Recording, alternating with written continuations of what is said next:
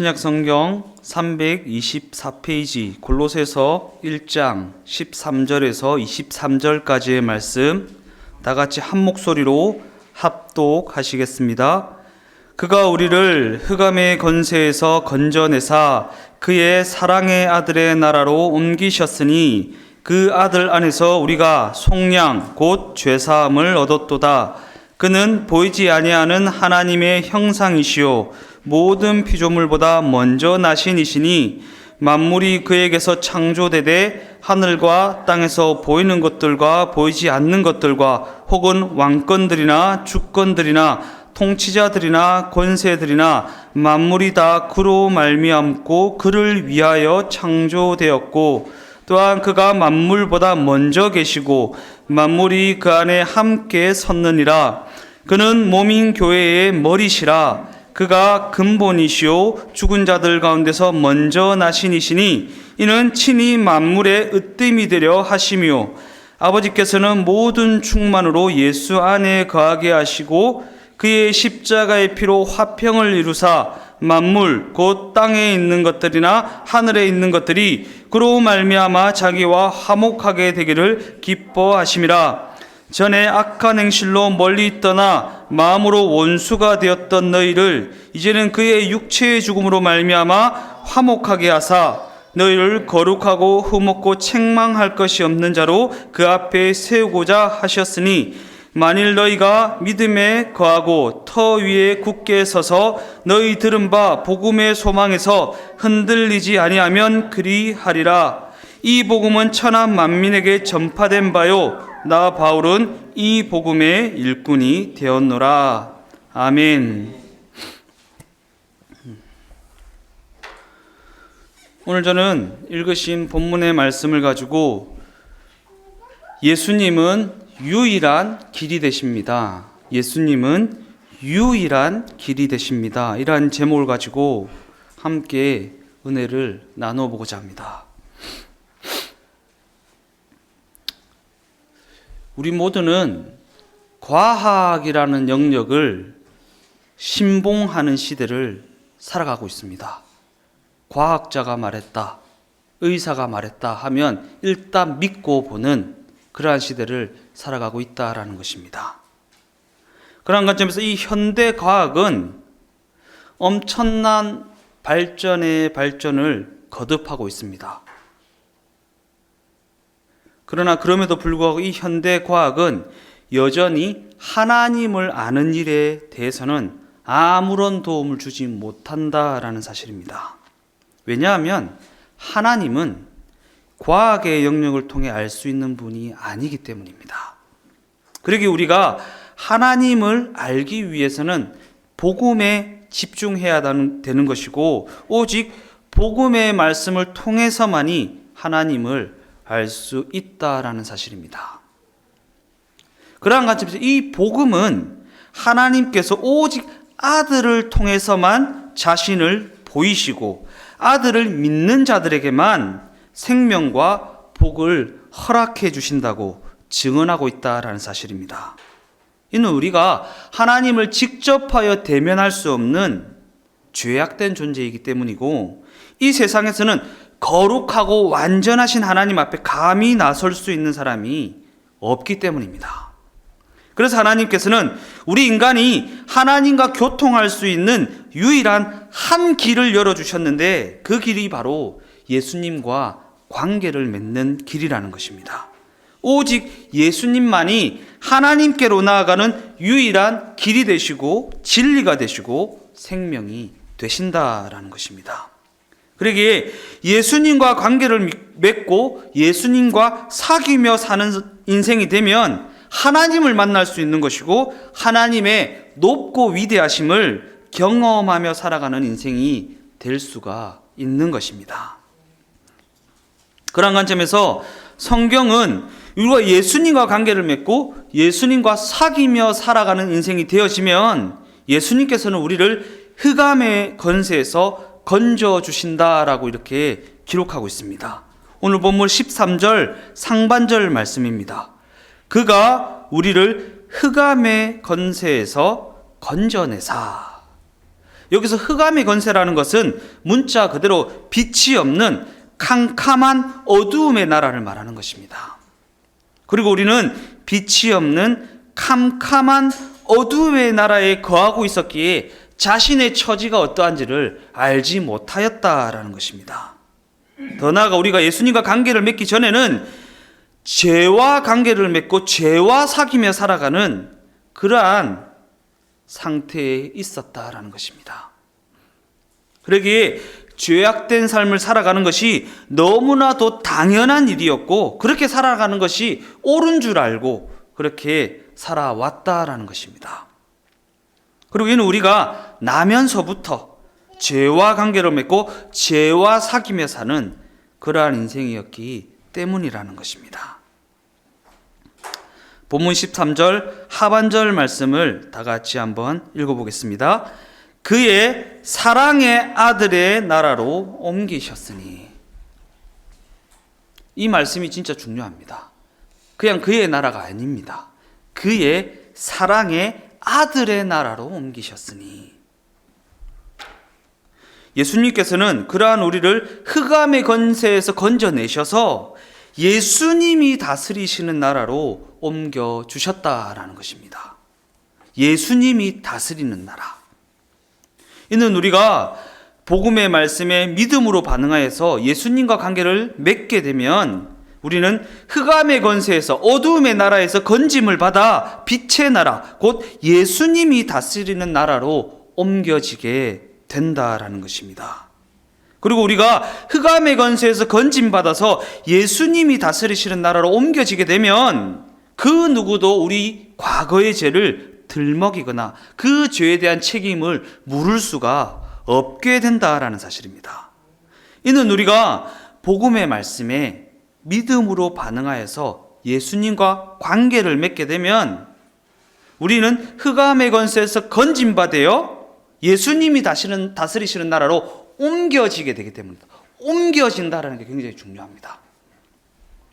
그리고 우리가 관계를 맺고 있는 예수님께서 모든 죄값을 대신 치르시고 우리가 담당해야 할 모든 책임을 대신 담당하셨다라는 보증이 되어 주시기 때문입니다.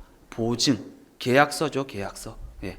계약서를 들이밀면 우리에게 죄를 물을 수가 없다라는, 예수님이 다 치르셨어. 예수님이 나와 함께 내가 다 치렀잖아 라고 이렇게 보증이 되어 주신다라는 것입니다.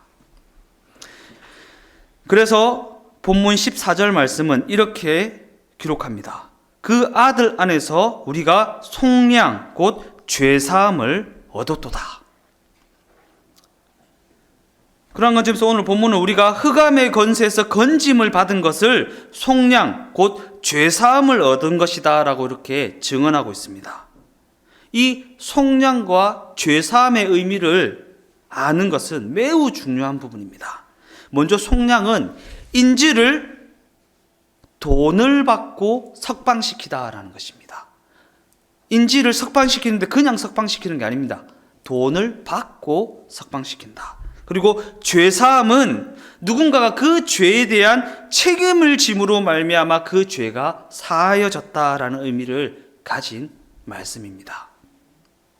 우리가 이 속량과 죄사함이라는 의미를 통해서 알 수 있는 사실이 무엇입니까? 우리가 공짜인 줄 알고 지었던 죄가 공짜가 아니라는 것입니다. 누군가는 반드시 그 값을 치러야만 하고 그에 대한 책임을 져야만 한다라는 것입니다. 세상에 공짜가 있습니까? 없습니다. 예. 이게 세상을 많이 살아보지는 않았지만 살면 살수록 분명히 알게 되는 것은 세상에는 공짜가 없다라는 것입니다. 죄도 마찬가지입니다. 공짜가 아닙니다. 당장 나에게 돈을 요구하거나 어떠한 것을 요구하지 않는다고 해서 공짜인 줄 알고 막 저질렀는데 나중에 집으로 가보니까 청구서가 어마어마하게 날라져 있는 거죠. 천국을 날려버릴 만큼의 청구서가 우리 집에 와 있더라라는 것입니다. 그런데 누군가가 우리의 죄값을 대신 치르시고 그 죄에 대한 책임을 대신 담당해 주셨다라는 것입니다. 누가 우리의 죄를 대신 치르고 대신 담당할 수 있는가? 분명한 사실은 우리 인간 중에는 그 누구도 그 죄값을 대신 치르고 그 죄에 대한 책임을 대신 담당할 수 있는 사람이 없다라는 사실입니다. 왜 그렇습니까? 우리 인간은 자기 자신의 죄조차 해결하지 못하는 너무나도 연약한 존재이기 때문입니다.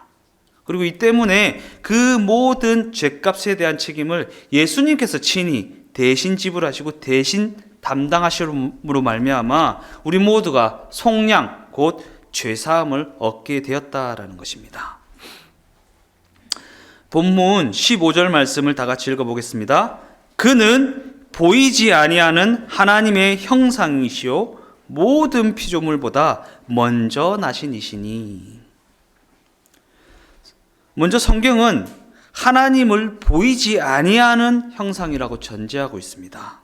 이는 우리가 육신의 눈으로는 결단코 하나님을 볼 수 없는 연약한 존재이고 우리가 그렇게 연약한 존재인 것을 인정해야 한다는 것입니다.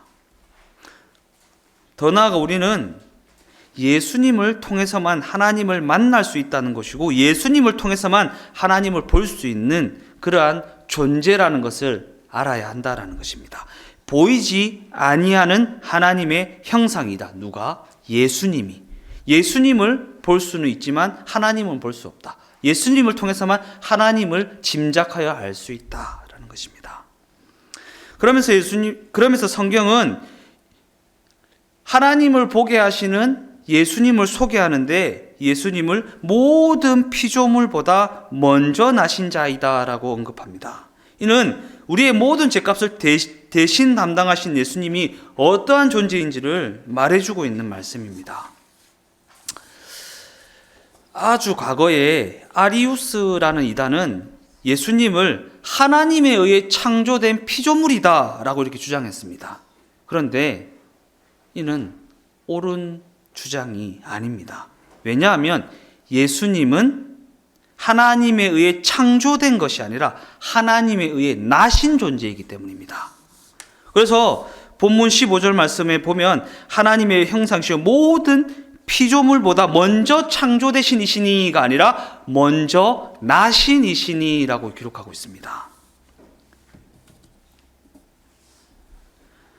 그래서 이에 대한 부분을 C.S. 루이스라는 사람은 이렇게 설명합니다. 엄마가 아기를 만든다라고 하지 않고 낳는다라고 하고 공장에서 자동차를 낳는다라고 하지 않고 만든다라고 한다. 즉 만든다라는 것은 어떠한 재료를 사용해서 나와는 다른 그 어떤 것을 만들어내는 것입니다. 그러나 낳는다라는 것은 나 자신과 똑같은 존재를 진통하며 출산하는 것입니다. 그러기에 사람이 낳은 아이는 그 사람과 똑같은 인간이고 인격적으로도 그와 똑같은 존엄성을 가진 동일한 존재라는 것입니다. 그러나 사람이 만든 자동차는 아무리 잘 만들어도 그저 물건일 뿐이고 그 사람의 존재를 결코 대신할 수가 없다라는 것입니다. 이 세상 모든 것들은 하나님에 의해 창조된 피조물에 불과합니다.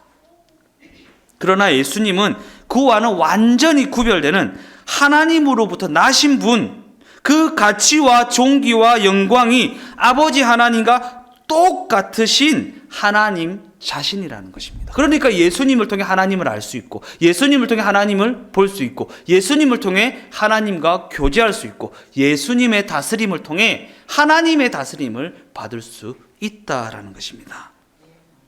그러기에 우리는 가치와 존귀와 영광이 아버지 하나님과 똑같으신 예수님, 곧 독생자 예수님을 만나면 하나님을 만날 수 있는 것이고 독생자 예수님과 동행하면 그 하나님과 동행할 수 있는 것이고 독생자 예수님의 다스림을 받으면 하나님의 다스림 가운데 들어가게 된다라는 것입니다. 제가 자꾸 앞에다 독생자라고 붙이죠. 독생자. 이 독생자라는 개념이 굉장히 중요합니다. 어떤 목사님은 이렇게 설교하는 걸 들었어요. 예수님도 하나님의 자녀이고 나도 구원받아 예수님의 하나님의 자녀가 됐으니까 예수님 우리 큰형님 아니냐. 정말 잘못된 이 독생자라는 것은 우리는 그냥 독생자 하면 독자 하나밖에 없는 아들 이렇게 이해하지만 아닙니다. 그런 의미도 있는데 더 큰 의미는 유니크하다. 완전히 구별된다. 우리와는 완전히 다르다. 우리는 창조된 존재지만 그분은 나신 분이다. 이런 완전히 똑같은 존재가 없다라는 독생자라는 그러한 의미입니다. 그러니까 독생하신 예수님, 완전히 구별된 나와는 존재 자체가 다른 큰형님 아닙니다. 하나님입니다. 하나님. 그 예수님을 만나면 하나님을 만나는 것이고 그 예수님과 동행하면 하나님과 동행하는 것이고 그 예수님의 다스림을 받으면 하나님의 다스림을 받게 된다라는 것입니다. 그러한 관점을 가지고 본문 16절 말씀을 다 같이 한번 읽어보겠습니다. 만물이 그에게서 창조되되 하늘과 땅에서 보이는 것들과 보이지 않는 것들과 혹은 왕권들이나 주권들이나 통치자들이나 권세들이나 만물이 다 그로 말미암고 그를 위하여 창조되었다. 이 세상 모든 만물을 창조하신 분은 하나님이십니다. 그런데 조금 더 정확하게 말씀드리면 이 세상 모든 만물을 창조하신 분은 그의 아들 예수님이십니다. 창조의 모든 책임과 지시는 아버지 하나님께서 하셨지만 실제로 그 모든 작업을 이루어 가신 분은 아들 예수님이셨다라는 것입니다. 그리고 이는 모든 만물이 그로 말미암고라는 말씀을 통해 알 수 있습니다. 우리가 이 창조의 사건을 창세기를 통해서만 보면 모든 만물이 하나님께서 말씀하셨을 때 그냥 저절로 만들어진 것 같습니다. 그러나 세부적으로 들어가 보면 아들 예수님께서 창조 실무를 맡았다는 것을 알 수가 있는 것입니다. 아들 예수님이 이 세상 만물의 실제적인 창조 기술자가 되신다라는 것입니다. 요한복음 1장 1절에서 3절 그리고 14절 말씀을 다 같이 한번 읽어보겠습니다. 태초에 말씀이 계시니라. 이 말씀이 하나님과 함께 계셨으니 이 말씀은 곧 하나님이시라. 그가 태초에 하나님과 함께 계셨고 만물이 그로 말미암아 지은 바 되었으니 지은 것이 하나도 그가 없이는 된 것이 없느니라. 말씀이 육신이 되어 우리 가운데 거하심에 우리가 그의 영광을 보니 아버지의 독생자의 영광이요 은혜와 진리가 충만하더라. 천지 만물을 하나님께서 말씀으로 창조하셨다라는 것을 우리가 알지 않습니까? 그런데 그 말씀이 예수님이시랍니다. 그리고 만물이 그로 말미암아 지은 바 되었다라고 합니다. 성경은 기록하고 있는 것입니다. 예수님이 이 세상 모든 만물의 창조 기술자가 되신다. 그래서 우리가 예수님과 동행해야 하는 것입니다. 왜냐하면 예수님과 동행하면 괜찮습니다. 예. 이 다른 표현을 모르겠어요. 그냥 괜찮습니다. 예. 왜냐하면 자동차를 만든 사람이 어떠한 자동차를 개발하고 만든 사람이 옆에 있으면 그 자동차에 문제가 생기면 괜찮습니다. 그 사람이 해결할 수 있습니다. 그런데 우리를 비롯한 천지 모든 만물을 주장하시고 주관하시고 이끌어 가시는 예수님이 함께 계시면 어떠한 상황과 환경과 여건 속에서도 괜찮습니다. 창조 기술자가 함께 계시기 때문에. 예. 우리가 어떤 초능력을 받아 막 성령 충만 받으라고 하죠. 뭐 초능력을 받아서 장풍을 쏠 겁니까? 아니요. 그냥 예수님이 같이 계시면 되는 것입니다. 그러면서 성경은 더욱 중요한 사실을 언급하고 있습니다. 만물이 그를 위하여 창조되었다. 이는 모든 만물이 그의 지시를 듣고 그의 뜻대로 움직여지도록 그렇게 만들어졌다라는 것입니다. 그렇게 모든 피조 세계를 일일이 주장하시고 주관하시고 간섭하시는 분이 바로 예수님이시다라는 것입니다. 우연히 있습니까? 없습니다. 우연은 없습니다. 예. 모든 것이 필연입니다. 예수님의 필연, 예수님께서 계획하신 필연, 좋은 일도 필연, 나쁜 일도 필연. 예. 우리가 인생이라는 스케치북에 인생을 그려나갈 때 보면 우리는 노란색만 예쁜 거, 핑크색, 우리 딸내미 핑크색 너무 좋아하는데 핑크색, 노란색, 연두색, 하늘색 이런 것만 들어갔으면 좋겠습니다. 근데 그렇게 해보셨습니까? 밋밋합니다. 핑크색이 안 이뻐요. 연두색이 안 이쁩니다. 근데 검은색도 있고 똥색도 있고 갈색도 있고 해서 그림을 완성시키면 핑크색이 더 돋보이고 아름답고 작품이 되어지게 되는 것입니다.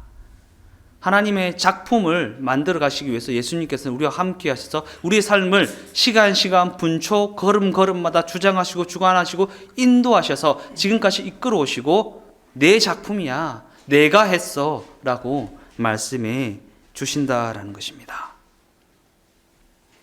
그러니까 예수님과 함께 있으면 괜찮습니다. 예수님 왜 똥색이에요? 물으면 됩니다. 그러면 이러해서 이쪽은 똥색이 들어가야 돼. 자꾸 똥 얘기해서 미안합니다. 그런 겁니다. 예. 이쪽은 어두워야 돼. 이쪽은 밝아야 돼. 명암이 대비되니까 이쪽이 더 화사해 보이지? 이렇게 예수님과 동행하면 괜찮은 겁니다.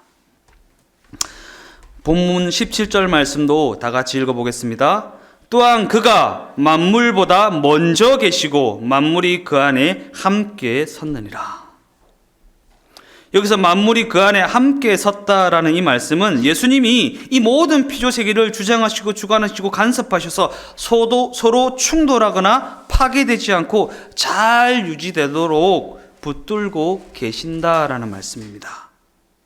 예수님께서 모든 것을 계획하시고 모든 것을 주장하시고 모든 것 가운데 간섭하고 계시다라는 것입니다. 그런데 그럼에도 불구하고 우리 인간은 그러한 주관자가 되시는, 그러한 인도자가 되시는, 그러한 주인, 창조자가 되시는 예수님을 이 모든 피조 세계에서 내쫓아 버렸다라는 것입니다. 그것도 곱게 내쫓은 것이 아니라 십자가에 못 박아 물과 피를 다 쏟게 하여서 죽이기까지 하며 내쫓아 버렸다라는 것입니다. 그래서 이 모든 피조 세계가 고장난 기계처럼 엉망진창이 되어버리고 만 것입니다. 그 중에서도 가장 심하게 망가진 것은 우리 인간입니다. 이 때문에 우리 인간은 모두 제각각 제 멋대로 제 소견에 옳은 대로 살게 되었다라는 것입니다. 사사기 시작하는 지점에 보면 그때는 그들에게 왕이 없으므로 각기 자기 소견에 옳은 대로 행하였더라. 왕이 없었습니까? 아니요. 지금부터 창세전부터 지금까지 여전히 예수님은 우리의 왕이십니다. 그런데 우리가 그 예수님을 내쫓아버리고 왕이 없다라고 주장하고 자기 소견에 옳은 대로 내가 내 삶의 왕이 되어서 살아왔다라는, 내가 내 삶의 왕이 될 실력도 없고 능력도 없으면서 책임질 수도 없으면서 내가 왕이 되어서 살아왔다라는 것입니다. 그러니까 우리의 삶이 엉망진창이 되어버리고 마는 것입니다. 예수님의 인도하심을 분별하고 그 인도하심을 따라가서 실패한 적이 단 한 번도 있습니까? 있으면 제보해 주십시오. 네, 제가 하나님께 컴플레인을 해보겠습니다. 없습니다. 없습니다. 예수님의 뜻을 분별하고 그 뜻에 순종하여 나아가서 실패한 적이 있습니까? 없습니다. 우리가 예수님의 뜻을 분별하지 못하여서 실패한 것입니다. 예수님의 뜻을 오해하여서 실패한 것입니다. 예수님의 뜻을 알게 되면 결코 실패하지 않는다라는 것입니다. 그러한 엉망진창이 된 우리이지만 그럼에도 불구하고 예수님께서는 그러한 우리를 끝까지 포기하지 않으셨습니다. 우리를 이처럼 사랑하시는 아버지 하나님의 마음을 헤아리셔서 우리를 구원하시기 위해 하늘 보좌를 버리시고 이 땅에 친히 내려오셨다라는 것입니다. 그렇게 우리 인간에게 있어서 이보다도 소중한 일은 없다는 것이고 이보다 더 감사할 일 또한 없다라는 것입니다. 아까 찬양했잖아요. 예수의 이름은 우리의 소망이요, 예수의 이름은 천국의 기쁨이다. 예수의 이름이 임마누엘, 우리와 함께 하시는 하나님. 18절 말씀입니다. 그는 몸인 교회의 머리시라. 그가 근본이시요 죽은 자들 가운데서 먼저 나신 이시니 이는 친히 만물의 으뜸이 되려 하심이다. 만물의 으뜸이 되려 하심이다라는 말씀이 핵심입니다. 그리고 만물의 으뜸이 되려 하셨다라는 이 말씀은 모든 만물, 곧 모든 피조물의 주인 되는 자리를 되찾으려 하려 하심이라. 우리의 죄를 속량하심으로 말미암아 우리 모두의 주인 되는 자리를 다시 되찾으려 하셨다라는 것입니다. 즉 예수님께서 친히 인간의 몸을 입고 오셔서 그들을 대신하여 죽으시고 죽음을 이기시고 부활하심으로 말미암아 우리의 합법적인 주인이 되셨다라는 것입니다.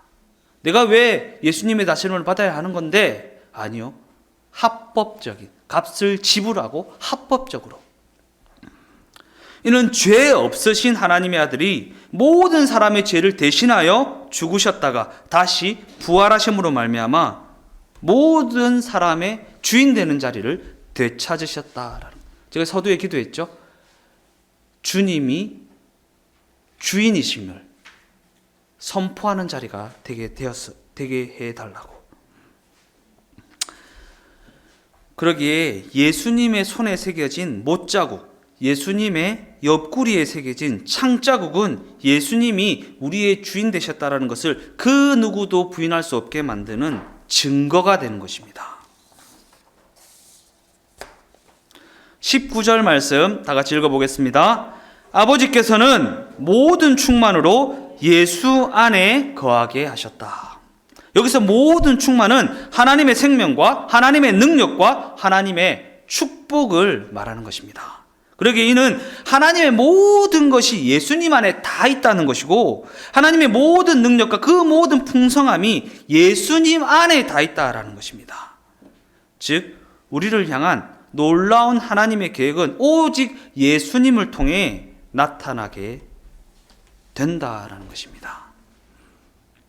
그러기에 우리가 그 무엇보다 집중해야 하는 부분은 어떻게 해야 우리가 예수님과 화평을 누리고 어떻게 해야 예수님과 우리 사이에 깨어진 관계가 회복되고 어떻게 해야 만물, 곧 땅에 있는 것들이나 하늘에 있는 것들이나 눈에 보이는 것이나 보이지 않는 모든 것이 하나님과 화목하여서 하나님의 다스림을 받을 수 있는가라는 부분입니다. 어떻게 해야 하는가? 20절 말씀을 다 같이 읽어보겠습니다. 그의 십자가 피로 화평을 이루사 만물 곧 땅에 있는 것이나 하늘에 있는 것들이 그로 말미암아 자기와 화목하게 되기를 기뻐하심이라. 어떻게 해야 그러한 화평과 회복과 화목을 이룰 수 있는 것입니까? 이 세상에서 가장 보배로운 피, 곧 아들의 피 흘림을 통해서만 가능하다라는 것입니다. 그 피 흘림이 무엇입니까? 우리의 죄값을 지불하신 것. 죄값을 지불하셔서 어떻게 되셨습니까? 우리의 주인이 되셨다는 것.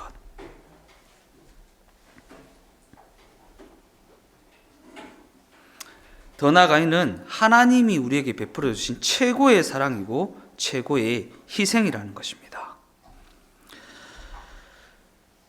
본문 22절 상반절 말씀을 읽어보겠습니다. 이제는 그의 육체의 죽음으로 말미암아 화목하게 하사.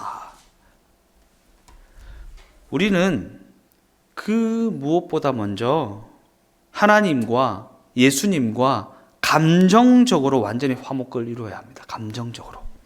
왜냐하면 우리가 하나님의 용서를 머리로는 이해했다고 그냥 이성적으로는 받아들였다 하더라도 감정적으로 불편하면 그 행동은 여전히 부자연스러울 수밖에 없기 때문입니다.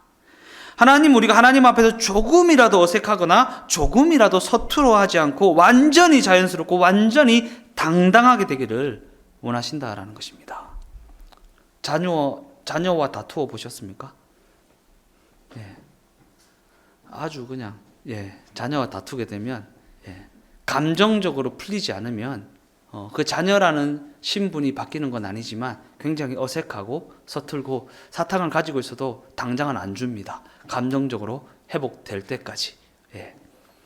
하나님도 예수님도 그러한 인격을 가지고 있기 때문에 감정적으로 완전히 회복되지 않으면 그 풍성함을 우리가 누릴 수가 없는 것입니다. 당장 내가 가진 그 모든 재산을 자녀들에게 줄 것이지만 당장은 주지 않습니다. 그 감정이 회복될 때까지. 내가 하나님의 그 풍성함을 누릴 수가 없다라는 것입니다. 우리가 하나님 앞에서 자신 있게 말도 하고 자신 있게 행할 수 있도록 감정적으로 완전히 화목을 이루어야 한다는 것입니다. 그러한 관점에서 하나님 앞에서 우리의 말과 행동이 완전히 자연스러워지기 위해서는 우리 모두의 삶이 예수님과의 동행으로 채워져 있어야 하는 것입니다. 우리의 삶이 예수님과 동행으로 채워져 있지 않고서는 하나님과의 관계의 회복은 이루어질 수가 없기 때문입니다. 예수님과 관계를 맺음으로 말미암아 예수님과의 동행이 시작되지 않고서는 예수님과의 동행이 시작됨으로 말미암아 그 사랑이 어떠함을 경험하지 않고서는 자녀들이 왜 삐져 있습니까? 부모의 그 깊은 뜻을 헤아리지 못해서입니다. 분명히 미워서 그런 거 아닙니다. 분명한 뜻과 계획 그리고 그 사랑이 있기 때문에 그렇게 한 건데 당장 눈에 보이고 귀에 들리고 손에 잡히는 상황과 환경과 여건이 내 뜻에 맞지 않는다고 해서 토라지고 삐지고 그렇게 합니다. 그러나 예수님과의 동행이 시작되고 그 동행으로 말미암아 그 사랑의 어떠함을 경험하게 되면 우리는 하나님의 다스림 가운데 부드러운 마음이 되어진다라는 것입니다. 저희 딸 이름이 하연이 유연입니다. 하연이 유연인데 하연이의 이름은 하나님과 연결된 사람이라는 뜻이고 유연이의 이름은 말 그대로 부드러운 마음, 유연한 마음, 부드러운 마음. 하나님과 연결되어서 그 마음이 부드러운 마음이 되어지면 하나님의 다스림을 받을 수 있고 하나님의 다스림을 받게 되면 그 인생은 괜찮습니다. 괜찮습니다. 그래서 이 때문에 우리 모두의 삶이 예수님과의 동행으로 채워져 있어야 하는 것입니다. 22절 하반절 말씀입니다. 너희를 거룩하고 흠없고 책망할 것이 없는 자로 그 앞에 세우고자 하셨으니. 결론적으로 태어날 때부터 죄와 허물로 가득한 우리가 어떻게 흠도 없고 책망할 것도 없는 거룩한 사람으로 세워질 수가 있는 것인가? 이는 우리가 부인할 수 없을 만큼 인간의 힘이나 인간의 노력으로는 불가능하다라는 것입니다. 예수님과의 동행으로 채워져 있으면 가능합니다. 근데 제가 자꾸 동행을 강조하지 않습니까? 동행을 강조하는데 동행을 오해해서는 안 됩니다. 내가 예수님과 동행해야지가 아닙니다.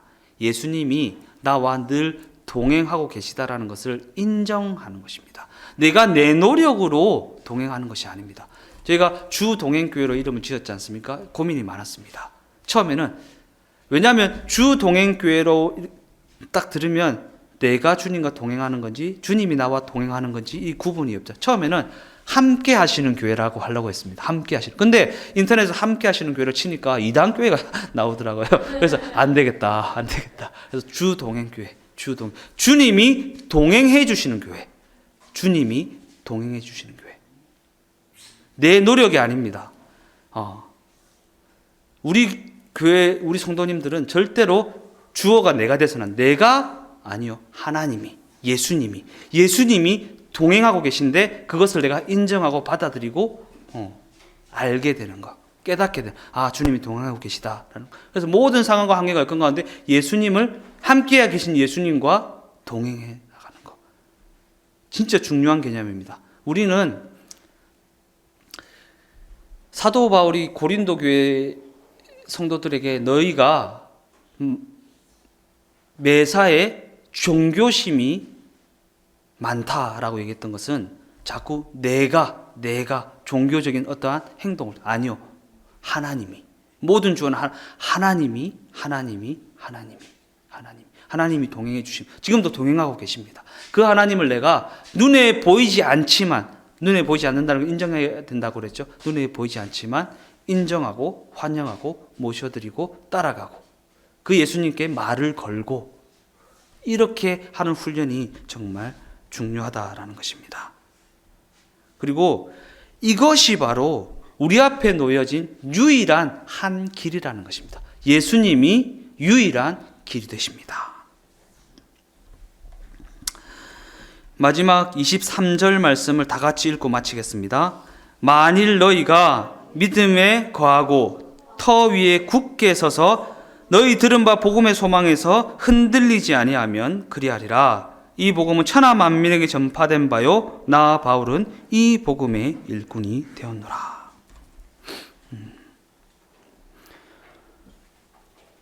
복음이 천하 만국에 전파되면 끝이 온다 그러죠. 이 세상 끝이 온다 그러죠.